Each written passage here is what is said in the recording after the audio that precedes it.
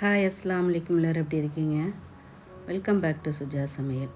இன்றைக்கி என்ன ரெசிபி நம்ம பார்க்க போகிறோம்னா, ஸ்மூத்தாக ஸ்பாஞ்சியாக ஒரு அருமையான ஆப்பந்தாங்க.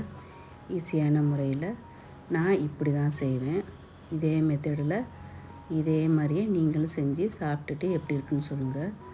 அப்படி ஒரு மேலால் கிறிஸ்பியாகவும் நடுவில் சாஃப்டாகவும் எவ்வளோ நேரம் ஆனாலும் இந்த சாஃப்ட்னஸ் குறையாமல் இந்த மாதிரி இருக்கும் பாருங்கள். இதுக்கு நான் சொல்கிற அளவை கரெக்டாக நீங்கள் சேருங்க. ஓகே ஃப்ரெண்ட்ஸ், நம்ம வீடியோக்குள்ளே போகலாம். ஃபஸ்ட் டைம் பார்க்குறவங்க சப்ஸ்கிரைப் பண்ணிவிட்டு வீடியோக்குள்ளே வாங்க. இப்போது படியில் அரைப்படி பச்சரிசி எடுத்திருக்கேன். கிலோ கணக்குனா இது 400 கிராம். இது கூட ஒரு 50 கிராம் உளுந்து சேர்த்துக்குங்க. இதை நல்லா அலசிட்டு ஊற வச்சுக்கலாம். நான் ஒரு 2 to 3 மணி நேரம் ஊற வச்சுருக்கேன். பச்சரிசிங்கிறனால ரொம்ப நேரம் ஊற வைக்கணும்னு அவசியம் இல்லை. நான் கடை அரிசி தான் எடுத்திருக்கேன். நீங்கள் ரேஷன் அரிசியில் வேணாலும் நீங்கள் பச்சரிசி இந்த மாதிரி செய்யலாம். எந்த அரிசியில் வேணாலும் நம்ம செய்யலாம். நான் இப்போ கடை அரிசியில் தான் நான் பச்சரிசி எடுத்திருக்கேன். நம்ம கிரைண்டரில் இப்போ அரைக்க போகிறதில்ல, மிக்சியில் தான் நம்ம மாவு அரைக்க போகிறோம்.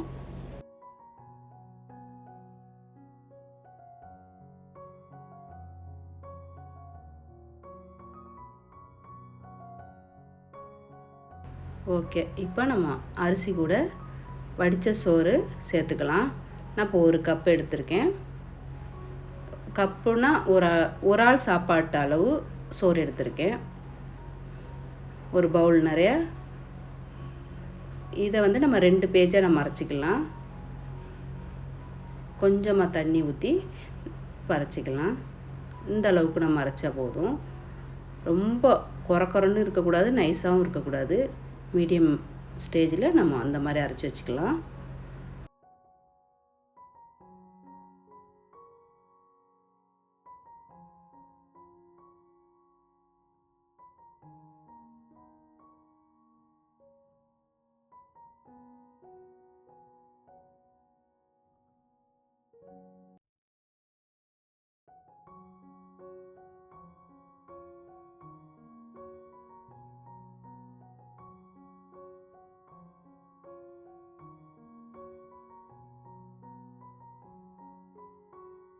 இப்போ 2 பேஜஸையும் அரைச்சாச்சு. நல்லா மிக்ஸ் பண்ணி ஓவர் நைட் நம்ம அதை புளிக்க வைக்க வேண்டியதுதான். இதில் நம்ம இப்போ உப்பு எதுவுமே சேர்க்க தேவையில்லை, தேங்காய் எதுவுமே இப்போ சேர்க்க தேவையில்லை. அரிசி, உளுந்து, சோறு இது மட்டும்தான். நல்லா கையை வச்சு அடித்து வைங்க. காலையில் நம்ம இப்போ நைட்டு நம்ம இதை இந்த மாதிரி பண்ணி வச்சுட்டு காலையில் நம்ம சுட வேண்டியதான். இல்லை நைட்டு நீங்கள் சுடுறதா இருந்தால் நீங்கள் காலையில் இந்த மாதிரி பண்ணி வச்சுருங்க. இப்போ மூடி வச்சிடலாம். ஓகே, இப்போ பாருங்கள் இந்த அளவு புளிச்சிருக்கு. இதே தேங்காய் போட்டு அரைச்சா அது இன்னும் ஜாஸ்தியாக நுரையாக புளிக்கும். அது எனக்கு பிடிக்காது. நான் தேங்காய் பால் தான் சேர்ப்பேன். எங்கள் ஊர்லலாம் பால் தான் சேர்ப்பாங்க. இது எங்கள் ஊரில் இப்படி தான் நாங்கள் செய்வோம். ஒரு தேங்காய் எடுத்திருக்கேன். இந்த ஃபுல் தேங்காவே நம்ம ஆப்பத்துக்கு சேர்க்க போகிறதில்ல. இதை நம்ம தொட்டு சாப்பிடவும் வச்சுக்கிற வேண்டியதான். இதை கிரைண்ட் பண்ணிவிட்டு புழிஞ்சி தேங்காய் பால், தண்ணி பால், ஃபஸ்ட்டு பால், செகண்ட் பால் ரெண்டையும் ஒன்றாவே நம்ம புழிஞ்சி எடுத்துகிட்டு வர்றேன். ஓகே, இப்போ 2 பாலுமே மிக்ஸ் பண்ணிட்டேன்.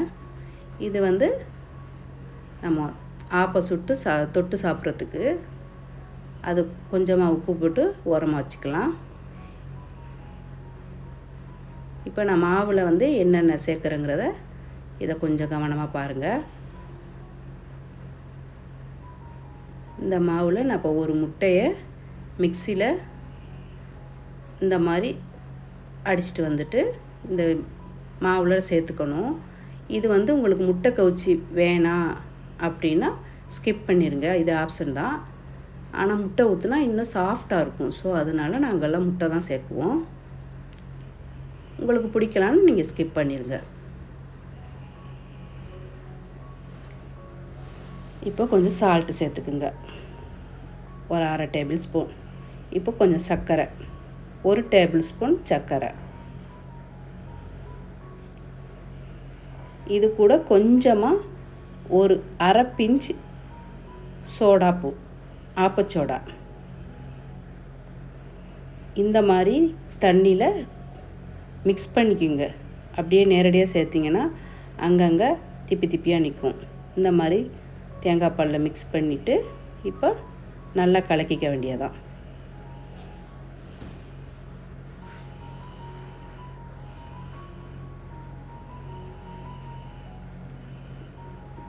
நம்ம இன்னும் கொஞ்சம் தேங்காய் பால் சேர்த்துக்கலாம். நம்ம மாவை பார்த்துக்கிட்டு தேங்காய் பால் கொஞ்சம் கொஞ்சமாக ஆட் பண்ணணும். இப்போ இன்னும் கொஞ்சம் தேங்காய் பால் சேர்த்துக்கலாம்.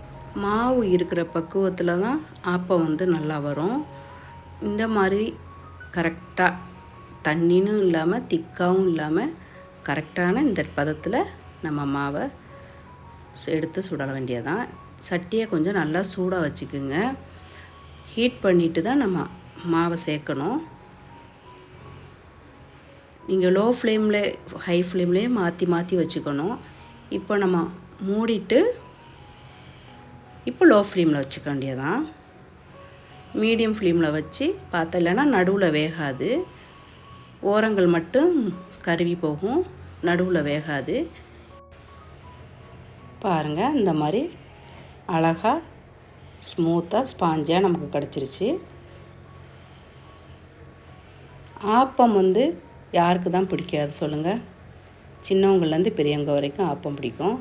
இப்போ நெக்ஸ்ட்டு நாங்கள் முட்டை ஆப்பம் செய்கிறது இப்படி தான். யாருக்கெல்லாம் முட்டை ஊற்றி ஆப்பம் சாப்பிட்றது ரொம்ப பிடிக்கும்னு சொல்லுங்கள்.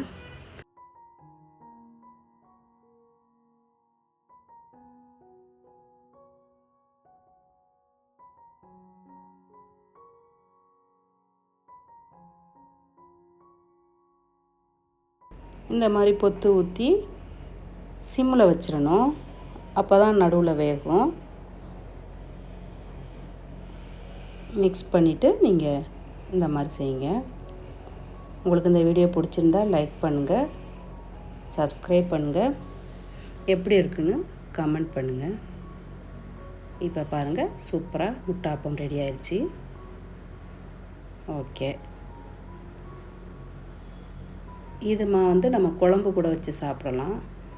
இப்போ ஆப்பச்சட்டி இல்லாதவங்களுக்கு இதே மாவை நம்ம தோசை மாதிரி ஊத்தாப்பம் மாதிரி ஊற்றி சாப்பிடலாம்.